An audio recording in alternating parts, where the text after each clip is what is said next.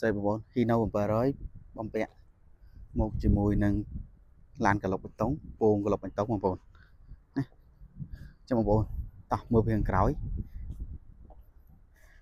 ខ្ញុំធ្វើវីដេអូនេះអត់បងប្អូនចង់មកតេស្តពាក់ព័ន្ធទៅលើគុណភាពឬក៏យ៉ាងណាតែថ្មីនេះបងប្អូនមិនបាច់ទៅតេស្តអីបងប្អូនរាប់តលុយយកទៅហ្មងទៅបងប្អូនណារាប់លុយយកទៅហ្មងទៅបងប្អូនខ្ញុំឲ្យបងប្អូនមើលជើងក្រោមឲ្យមកត្រុសលេងទៅហើយប្រភេទនេះជាប្រភេទយើងដឹងឡានលុកបេតុងពីច្រើនគឺកង់10ចឹងបងប្អូនចឹងនេះកង់10ស្រាប់មកវិញយើងអត់មានតឡើងឬក៏អត់អីទេណាបងប្អូនហើយសបកអីគេនេះគឺបើនិយាយថ្មីមកពីគេបងប្អូនជាតិបងប្អូនយកទៅដោះដល់ជាតិប្រភេទនេះគឺអែមបងប្អូនអែមហើយបងប្អូនចង់បងរំលោះអីអាចមើលបានបងរំលោះមកឆ្ងាញ់តោះអញ្ចឹងខ្ញុំបង្ហាញជូនបងប្អូន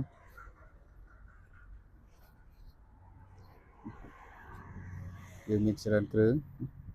នៅក្នុងស្តុកស្រាប់បងប្អូនស្តុកស្រាប់មក